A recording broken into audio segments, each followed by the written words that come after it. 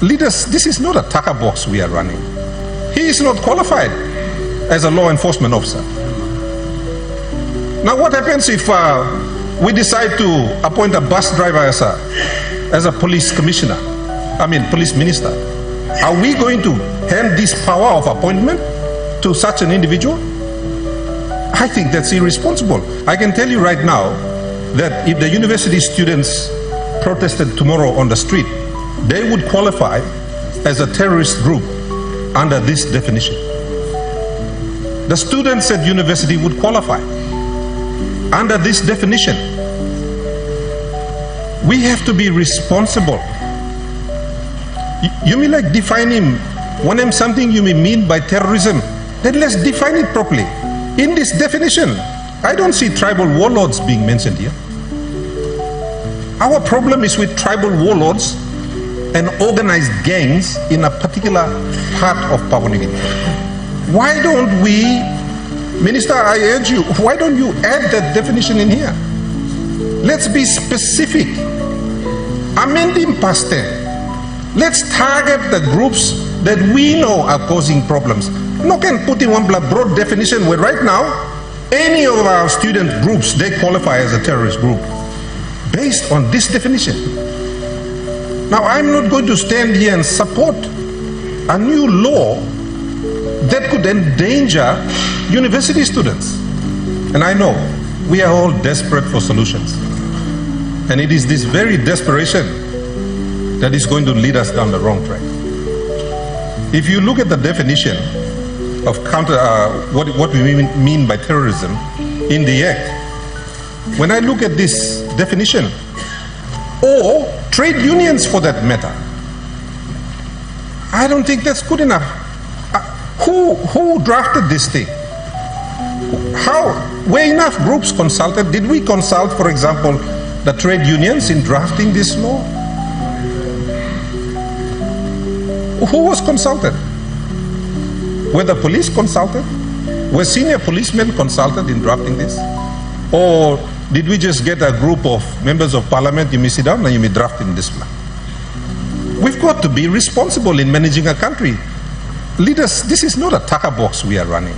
Me poreti alo passive kind law where you could, it's up to the minister to determine who is an authorized officer. My God, that's the second problem with this.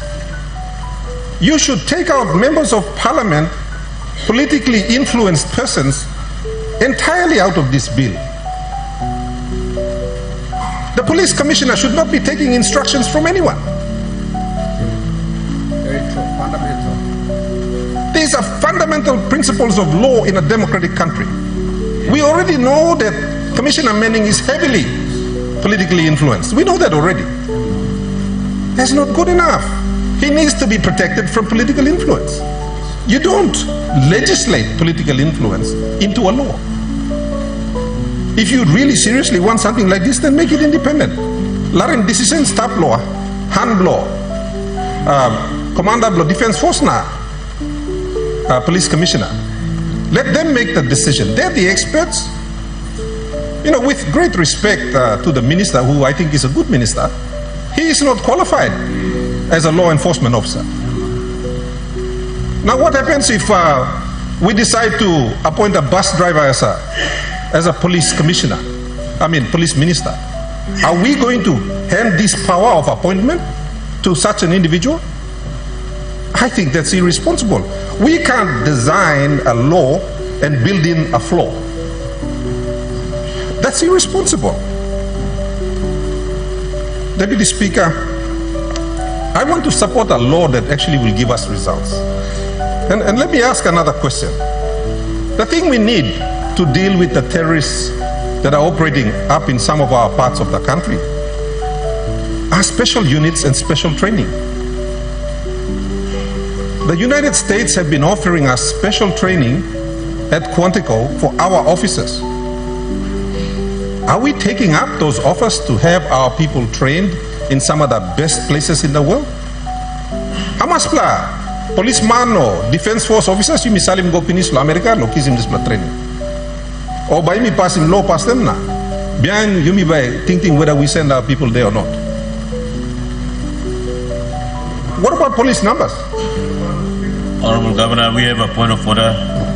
Debates are very important. Some points raised by the Governor of Pacific and the other speakers. We're looking for the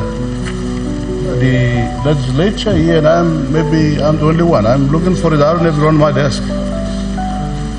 Thank you, because I like to see it. What they're discussing, we have to follow it. Thank you.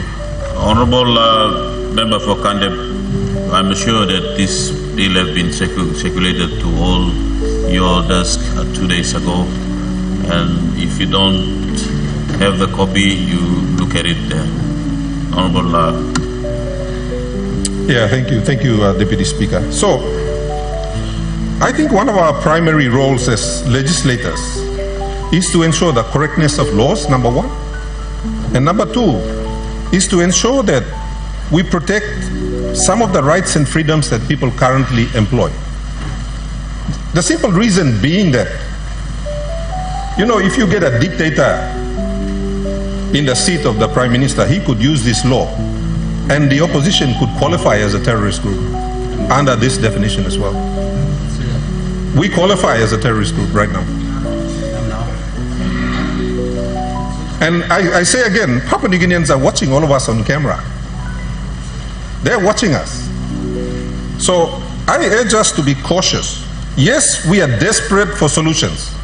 Nobody can deny that. You may all gotta like him solution law or law and order problems, but when it comes to terrorism, let's clearly define it so we know who this law targets. If we are going to target tribal warlords up in the highlands, organized gangs, then let's have that in the definition in section 2. Rousing this broad definition you like where you can apply it to any group right now and be specific with it, so that there is no confusion as to what we mean when we talk about a terrorist organization. The next thing is that we've spent what, 400 million so far building the capacity of the police force. What are the results of that really? And we have another budget coming up, and I'm sure we're going to spend at least another 200 or 300 million, judging from the conversations that the government has been having. Surely we should show some results from the money we've already spent. I have not seen one toya of that money spent in Pacific to support my police officers. I have 160 policemen policing a province that's bigger than Israel in size. How am I supposed to do that? Maybe two provincial government support him, but the simple equation is that we don't have manpower. Time you to kina for kina, Pacific provincial government put him down 12 million kina, na mibla waiting national government local partner lo kina for kina. Mibla no looking mabla kina. Okada kina mas go away, I think hasta you may him some like sina, some like nogad. So Police Minister, with great respect, I think you need to do a little bit more work. Now don't just come to us with a bill that is quite vague in some of its descriptions that could really qualify anyone as a terrorist, especially a lot of us sitting in the room and those who are in civil society. But at the same time, you've had 400 million or whatever number of extra money that's been given to the police force in the last 2 years.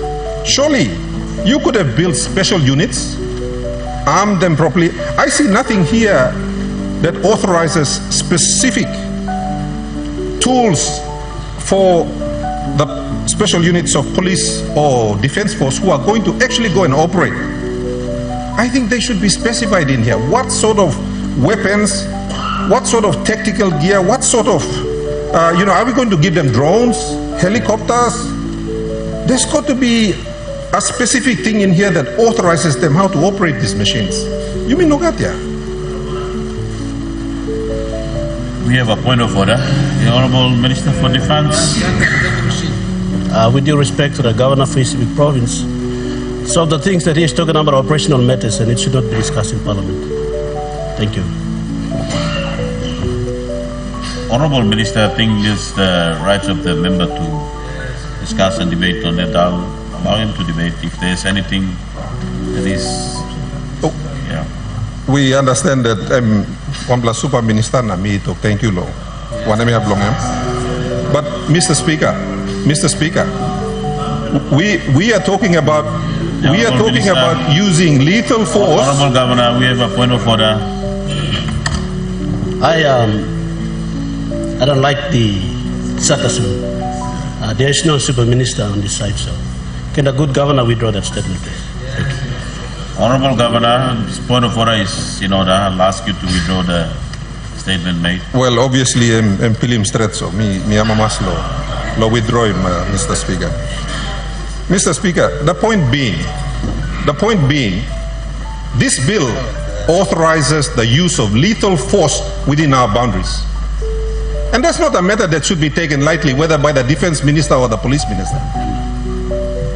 It authorizes lethal force in the country. Surely, all got a member of the parliament, all need law. He got one blood neck inside law despla. Toko right long use him lethal force law country blaming how that force is supposed to be used. And that's not clearly defined here. It gives them huge latitude as to how they want to use these powers. And I think every member of parliament should be concerned about that. Yes, I want to see the terrorists taken down, especially these warlords that are targeting young women and girls.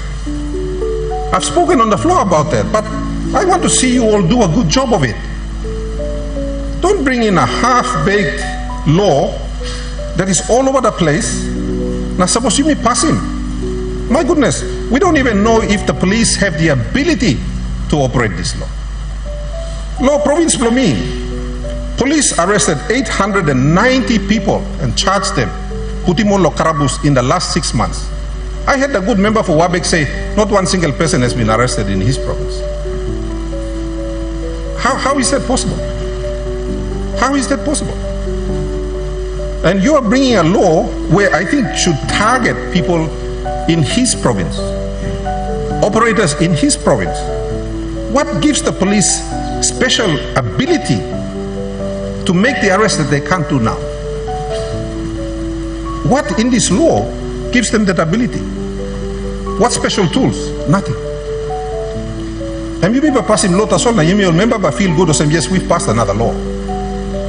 But then we are going to wait and then we are going to complain again 6 months later that nothing is happening. I don't think that's good enough. So respectfully, Mr. Deputy Speaker, me request of them, Minister, withdrawing this bill, go back now. Do some work on it and give us some background as to why it is you want to do things like this. Don't just bring the law. Give us the background to it. And then come and ask for the leaders of Papua New Guinea to give you the authorization so you can operate with the lethal force you need to bring safety and security to our vulnerable communities.